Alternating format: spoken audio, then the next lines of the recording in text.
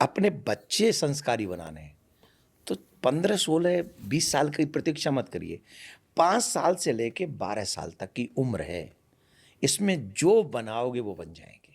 ऐसे हो ना, बिल्कुल बना सही बात। मट्टी का मटका बनाने वाले व्यक्ति हाथ नीचे लगा के रखते हैं, बिल्कुल सही ऐसे बात। ऐसे उसको शेप देते हैं। This is not joke.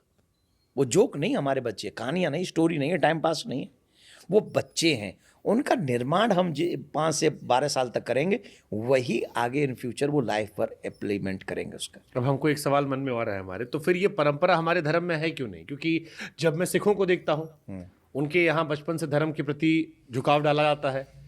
मैं क्रिश्चियंस को देखता हूँ, आपके मोहल्ले में 2 क्रिश्चियन हैं, वो चर्च जाएंगे वीकेंड पे। मैं मुसलमानों को देखता हूँ, वो अपना 5 नमाज पढ़ेंगे, रोज़ा रखेंगे। एक हमारा धर्म है जहाँ पर आपको खुलकर अलाउ है कि भैया मन करे तो पढ़ो, ना मन करे तो ना पढ़ो, तुम्हारी इच्छा। अपने चाहे धर्म में नास्तिक हो जाओ, चाहे आस्तिक हो जाओ। अब ये ताकत है या कमजोरी धर्म की? ये कमजोरी है, और ये कमजोरी दी हमें बॉलीवुड ने। ये कमजोरी दी है जो तथाकथित अपने आप को पढ़े लिखे समझते थे। जितने भी टाई वाले मिलेंगे आपको ना पढ़े लिखे, मैं सबकी बात नहीं कर रहा हूं, उनमें से 2-4 अच्छे भी होंगे, लेकिन मोस्टली जो पढ़ लिख के आए उन्होंने कहा कि ये I don't like it, I don't like God, who is God, who is seen God. और जब अंग्रेजी में बोलते हैं ना हु इज सीन गॉड, तो लगता है यार ये तो पढ़ा लिखा आदमी है, तो बड़ी बात बोल रहा है। I have question, who has seen soul, who has seen pain? आत्मा देखी किसी ने? नहीं। We can't live without soul, but no one can see. फिर आत्मा किसी ने देखी नहीं, हम उसके बिना जिंदा रह नहीं सकते। हमने 4 शब्द अंग्रेजी में बोल दिया, I don't believe in God, और हमको लगा कि बच्चे पढ़ लिख जाएं, पैसे कमाने वाली मशीन बन जाएं। हमने अपने बच्चों को पैसे कमाने वाली मशीन बनाया है। ये है प्रॉब्लम कुल मिला के। मैं ये नहीं कह रहा, I am not against of money, वो ठीक है, सबको पैसा चाहिए, आपको भी चाहिए, मुझे भी चाहिए। अगर संसार में जी रहे हैं तो संसाधन तो लगेंगे, लेकिन पैसा ही सब कुछ नहीं है। हमें हमारे बच्चों को सबसे पहले मानव बनाना पड़ेगा। अगर उनके बच्चे 5 समय नमाज अदा कर सकते हैं तो मेरे बच्चे भी महीने में 2 बार एकादशी का व्रत कर सकते हैं। मेरे बच्चे भी सुबह उठ के परमात्मा की आरती कर सकते हैं। मेरे बच्चे भी माता पिता के चरणों में सर झुका के प्रणाम कर सकते हैं। और जिन बचपन में जिन बच्चों का सर माँ बाप के चरणों में झुका है, भगवान के आगे जो बच्चे बैठे हैं, उन बच्चों के माँ बाप की आंखों में बुढ़ापे में आंसू नहीं होगा। लिख लो इस बात को।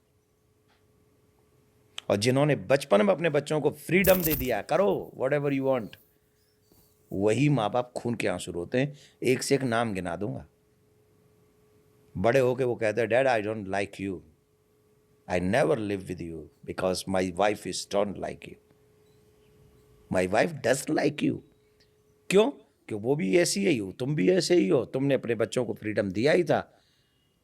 तो ये संसार थोड़ी, ये परिवार थोड़ी है। हमें ये देखना है कि हमारे बच्चों को परिवार का और संस्कारों का महत्व मालूम हो, और वो बचपन से ही प्रारंभ हो सकता है। आपने कहा कि हमें अपने बच्चों को मानव बनाना पड़ेगा सबसे पहले। मानव बना, क्या परिभाषा है मानव की? मानवता की यह है, देखिए, एक तो जो भी मुझे कोई दे उसको मैं थैंक यू बोलूं, लेके खा ना लूं। भाई आपने मुझे कुछ दिया, चाय पिलाई, तो इसके बदले मुझे थैंक यू तो बोल देना चाहिए, बोलना चाहिए कि नहीं? हाँ, बोलना चाहिए कि पी के निकल जाऊं?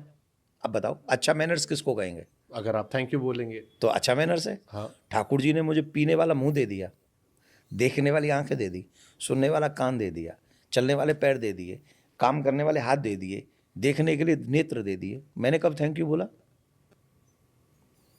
ये अच्छे मैनर्स हैं? नहीं, इस लॉजिक के हिसाब से बिल्कुल नहीं। तो उस मैनर्स को दो ना अपने बच्चों को, जिसने मुझे आंखें दी हैं, कान दिए हैं, अब मुख दिया है, जिह्वा दी है, पैर दिए हैं, हाथ दिए हैं, हार्ट दिया है। उस परमात्मा को थैंक यू तो बोलूं एवरीडे। सुबह शाम और मध्याह्न 3 टाइम त्रिकाल संध्या का ही गई है, तो कम से कम त्रिकाल संध्या नहीं कर सकते तो सुबह शाम ही थैंक यू बोल दो। रात निकल गई, बड़ी कृपा आपकी। दिन निकल गया, अरे प्रभु बड़ा अच्छा निकल गया, थैंक यू आप। तो थैंक यू बोलना मानवता। रिस्पेक्ट योर पेरेंट्स, अपने माँ बाप का आदर करो, अपने धर्म और संस्कृति का आदर करो। जिसमें तुम्हारा जन्म हुआ है वो उसका आदर तुम्हें करना ही पड़ेगा, तुम उसे इग्नोर नहीं कर सकते। अब ये थैंक यू बोलने की परिभाषा क्या